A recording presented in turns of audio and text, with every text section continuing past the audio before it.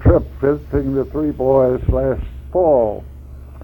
I left here on the 9th of October, and I got back about the 2nd of November. I was 5 days at Jack's, and 6 days at Reggie's, and 6 days at Foster's. So that 6 and 6 are 12, and 5 are 17. Out of about 21 days, there's only it's more than 21 days. It was about 21 days, so that I wasn't on the road an awful lot. But to my surprise, I covered about 1,300 miles.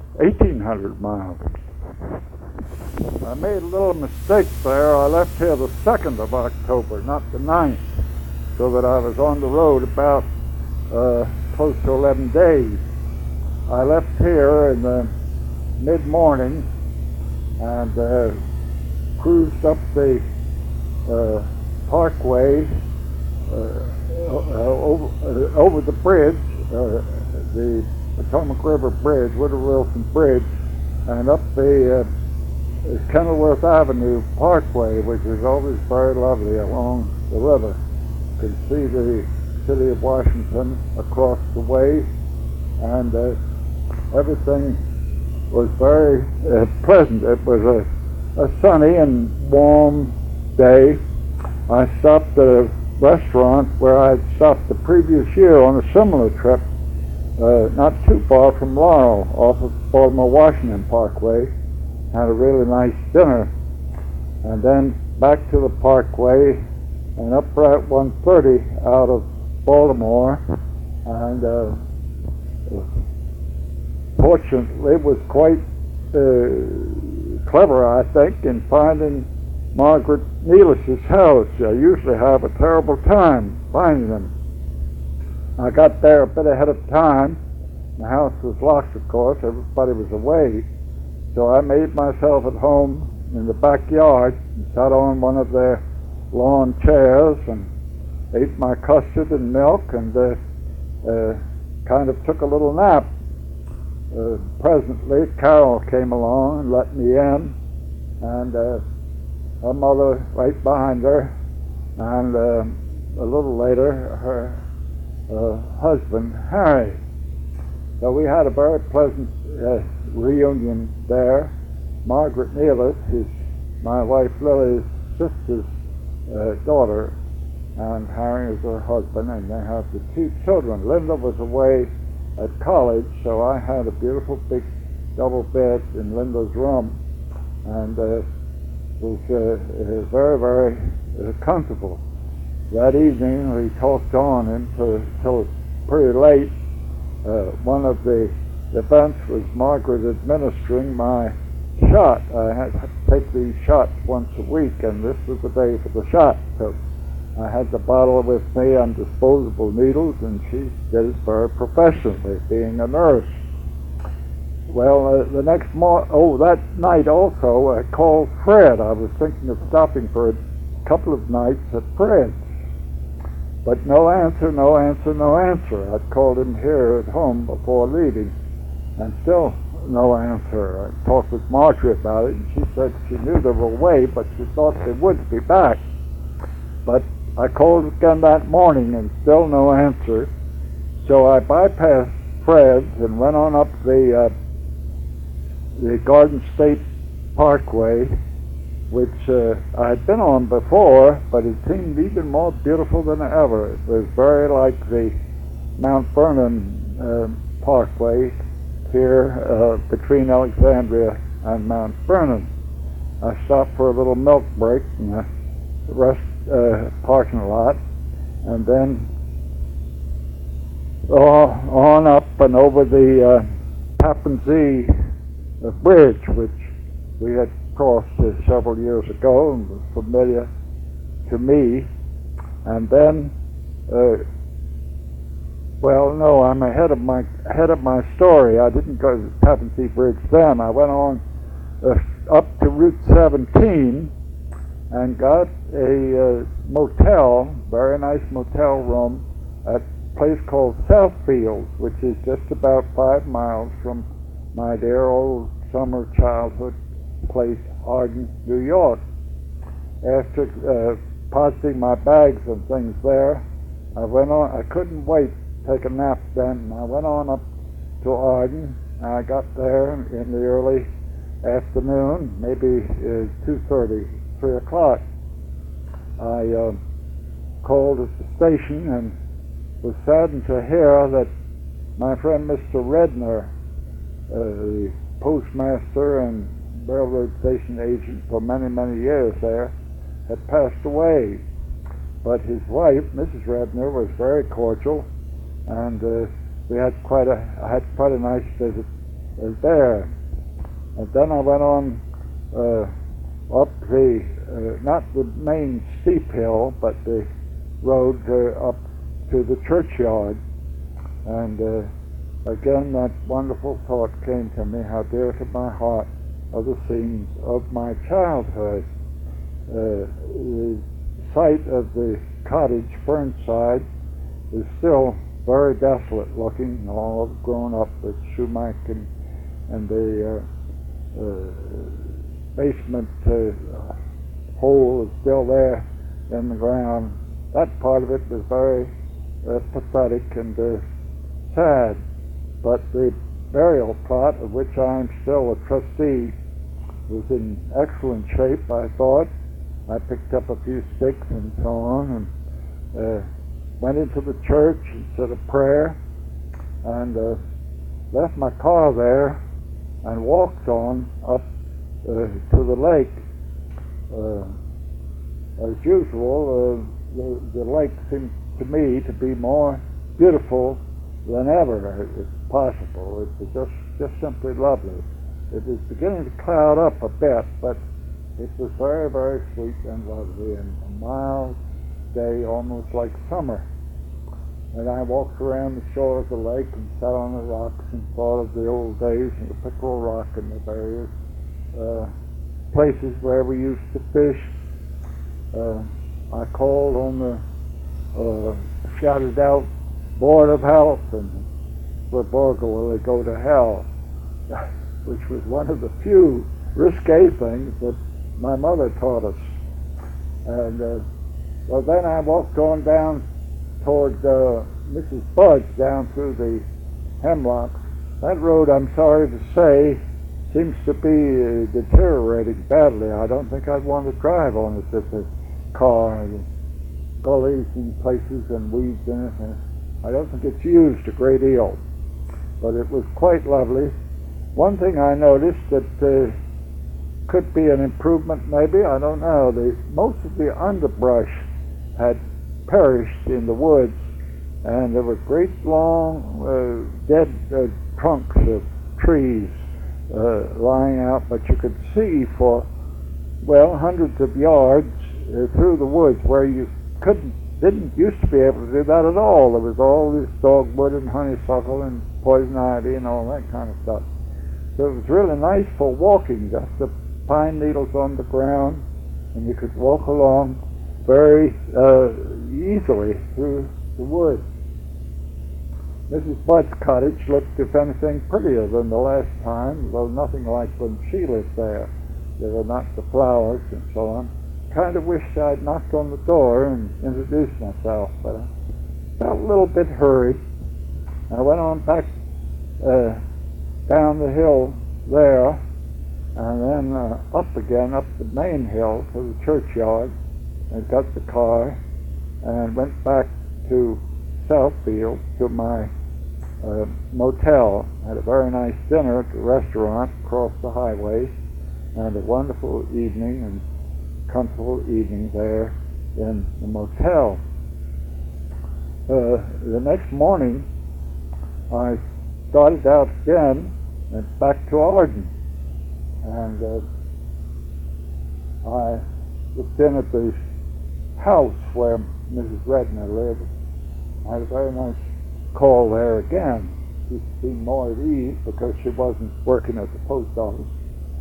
and told me much of detail of Mr. Reginald's passing away. It was quite sudden, but that she's taken it quite well, and she's going to continue there. And her son-in-law has taken over the management of the post office and also of the burial plot, as Mr. Reginald had done before him.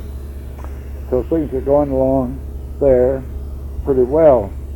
Again, I went around, left my car at the church. This time it was bright and sunny, and it seemed very unusual for me to see it in the morning. Usually I was just there for an hour or so in the afternoon and then had to push on. This time I had the two visits, one in the afternoon and one in the morning. And this time also I stopped and saw my friend Miss Adams, who is still there after 50 years of work as a secretary in the Arden Farms Dairy Company. We had a very pleasant visit and chat and renewed acquaintance of old memories of old times. And it was really quite a nice little visit. And then I went back to the same restaurant opposite the motel. I'd already checked out at the motel, and I had a nice dinner. A little episode there comes to mind. I gave the cashier a $10 bill, but she mistook it for a $5. So they had to recheck the whole register to find out for sure while I ate. So I was a little bit uncomfortable, but I was right.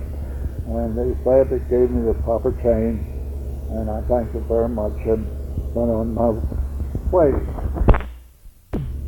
I think the Arden trip was one of the nicest I've had by myself. Of course, it was a little nostalgic, but I love to remember the sweet old times we had there when I was a child and when I was newly married.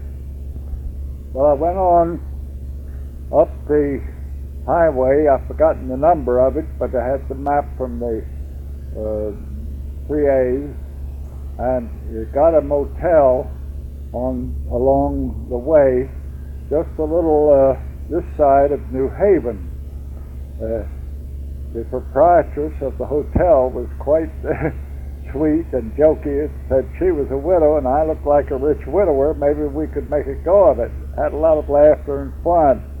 Had a very nice little room there. And again, I seemed to be ahead of my planned itinerary, and would get to Reggie's in June a day ahead of schedule. So I had quite a time trying to call them. They're people that go out a great deal, but I finally got them, and they said, come along. So after a good night's sleep and a continental breakfast at the motel, I started along and went into New Haven and on out toward 128, where Reggie lived. Didn't have any trouble finding my way. The country was very lovely. The fall foliage was practically at its peak, and there were hills and dales and bridges. It was an on and off trip all the way along. So I got to Reggie's in June in very good time, along about 2 or 3 o'clock in the afternoon. June was there after I'd called her up to tell her when I would get there, and I again got unpacked and got a nice little rest before the children came in from school and Reggie from his work. Can't go into all the details of my visit there. As I say, I was there an extra night because of not having stopped at Fred's. I had some good walks with the children and with June, and some rides around the countryside with Reggie. I saw his office. They were in a little bit of trouble because Mark had taken the car out and without permission and had smashed it up. So they had to go into town the next morning after I got there and get things squared away about that. but Mark was quite contrite about it and willing to cooperate and not to try anything foolish like that again. They hoped to get enough insurance in order to get another car. Either way, I don't know whether they have done that yet or not, but presume they have. Well, one of the nice things I did there was to walk over to the children's school. It's quite a little walk, maybe 3 miles. They go by bike, but I took it in easy stages. We got over there shortly before they were released from school, and Mark and Brian showed me all around. Had a little joke with a man who turned out to be the principal of the school. I said I'd come there to apply for admission in the first year of junior high. I said, but I guess my mustache would probably disqualify me. And he laughingly said, oh no, he says, that would let you in free of charge. So we had a good laugh, and Mark said he was the principal of the school. Well, the country was very lovely. I went to church with June and Brian and the Unitarian Church, and things were very nice. We had a bouillon hour after the service, and a pleasant time that way. I took them all out to dinner, as I usually do, over to the hot shop, which is very similar in all respects to Crystal City near here. So after the 6th night there, I started off for Jack's. Again, I had my itinerary. I had to retrace that just a little way, get on to Route 90, I think it is, 90 West, and went along. I put in 2 nights on the way to Jack's, I believe, one at Erie and one at Syracuse. Kind of rainy weather, and the foliage was getting passé, so the trip down the Mohawk Valley was not as lovely as it usually is, as it was the first time, but it was lovely, and I enjoyed it very greatly. I arrived at Jack's in mid-morning, as usual, of the third day after the second night, and had called Helen ahead of time. She was there to greet me, and everything went very nicely there. I stayed there only the 5 nights as originally planned. Becky has grown quite a lot, I thought, since I'd seen her in the spring, and everything seemed to be in good shape, good order. Again, they insisted on vacating their room and sleeping down in the new room to give me the comfort of their big upstairs room. It was nice to see quite a few of the things which I had passed on to them. The desk light which Aunt Jessie gave us is in my bedroom, their bedroom, and the china closet with the plates and various things were in evidence down in the dining room. We took several short jaunts around the surrounding country of Rochester. I don't remember too much, it's just where they were. One little problem we had was in getting the shot, my injection.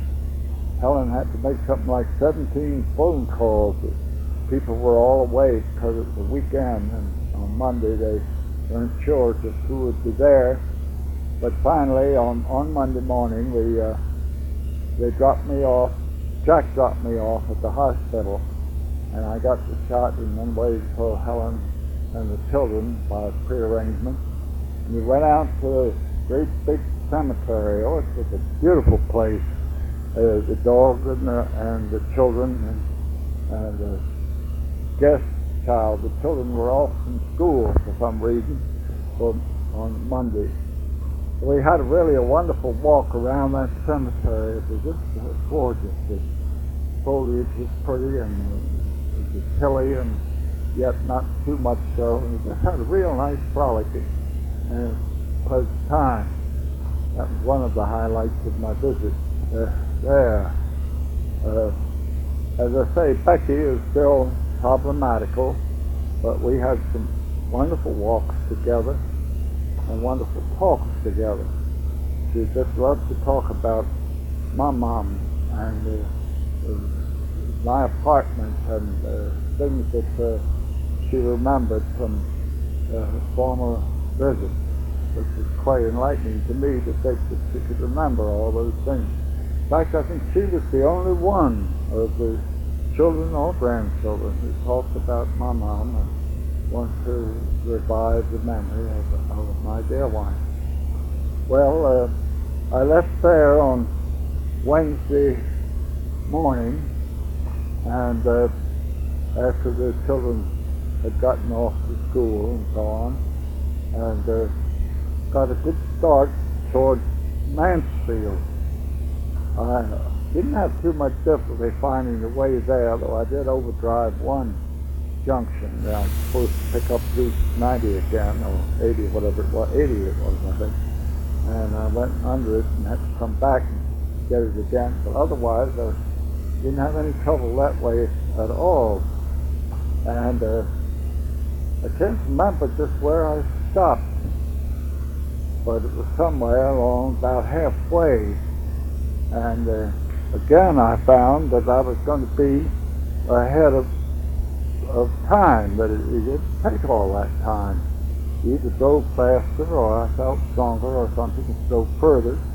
And so the next morning, I called up Nancy from a restaurant just about 11:30 at lunchtime for me, and told her that I'd try to get there ahead of time.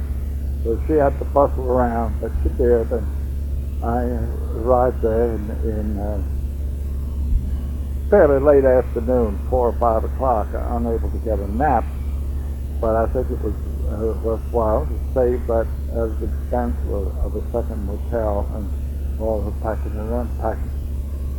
Well, I had Barry's room again. Of course, David and John had both gone, and had Barry's room.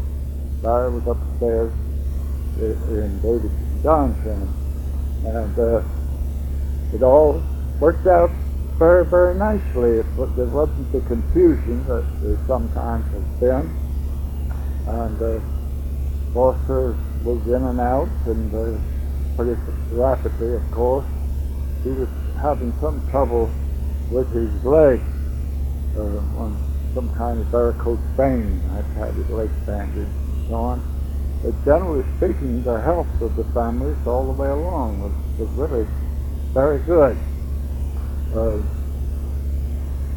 They took me to a concert over at Kingwood Center in the auditorium there, and a very happy memory. And Foster introducing all these different people and making it being the master of ceremonies, and it was really quite lovely. The Kingwood Center looked very different from when it did in the spring, because there were no tulips around, but in places of them there were chrysanthemums and a great deal of yellow flowers, a great many yellow flowers.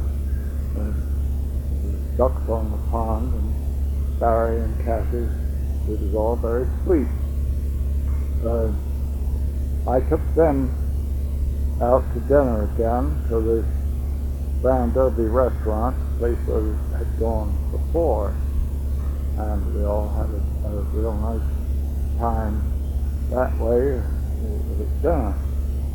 I was still anxious about trying to visit David at college.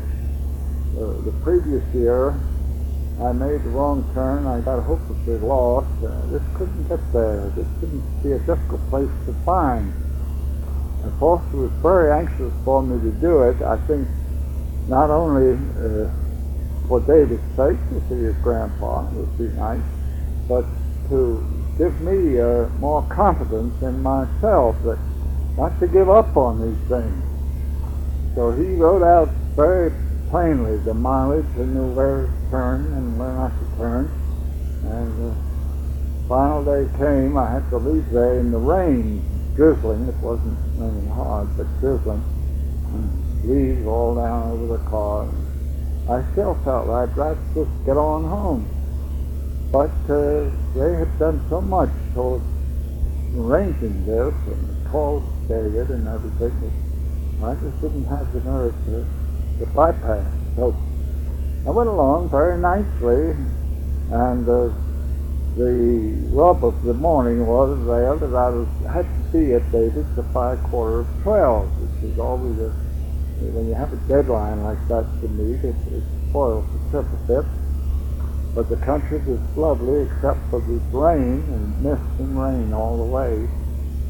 But I found a way perfectly this time and pulled up there about 10 minutes ahead of schedule. Found David in this great big dormitory. The ceiling looked to be about 18 feet high, I guess. Almost like a museum. I think there were 6 fellows in the room with a big bathroom connected with it. I freshened up a little bit and then took them in the car over to where the lunch place was. I wasn't too pleased with the menu of lunch, with mostly sandwiches and cold cups and stuff. But I had a good lunch all right, and didn't cost very much. And then I took the kids back to where they went, and meanwhile David had a little time off, so he and I went over and we saw Joe Hopkins. And Joe was awfully pleased, he really was. Pleased me very much. In his Christmas letter, which Foster sent to me, he said one of the highlights of the year was the fact that Mr. Hall had found them there and had come and brought a little bit of laurel into Westminster or something like that. So that part was very gratifying.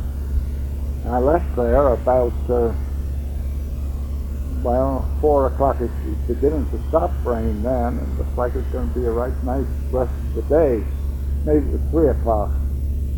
I had dropped David back at school, and then he had put me on the road, and I went along. It's a little different way getting back to the Pennsylvania Turnpike. I followed it very nicely, and the sun was beginning to set just a little, and it was very, very beautiful, quite mountainous and hilly. And I went on and got to a place called Butler, Pennsylvania, which was several miles down the turnpike. And I pulled off there, got a motel, and put up for the night. Restaurant right there. Not having had a nap, I was really ready for quite a long day. I think I left Mansfield about 9 in the morning, and this was 4:30 or 5 when I got there, and was doing all these good stages. So then the next morning I started off quite early. It was a little foggy and rainy, but I'm afraid of the elements. I thought, well, we'll get started here. And then going down the turnpike. One funny thing was I seemed to be completely turned around in my mind. It seemed like I was going west instead of east, which was kind of annoying, but I know I was doing all right. This is a sign for right, and so on. And to make a long story short, that day was a tremendously long day. I made it all the way home. It was 230 miles, I think, it's 220 miles from Butler to here in Alexandria. But I pushed along. I got to Frederick at even before lunchtime, and I had a little trouble finding a lunch place. It's kind of a queer place, very big, almost like a hotel. But I got a pretty good lunch, and then I got on back here about 4 o'clock, something like that, in the afternoon. I started from Butler, I think about 7, something. So that was a long day, and I was desperately tired when I got back.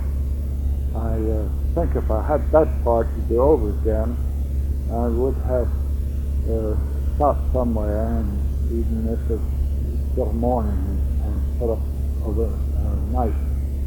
But anyway, I did it, and it gave me great confidence to think that I could do this and get by with it. So it was a wonderful trip, and I thank God that I was able to do it.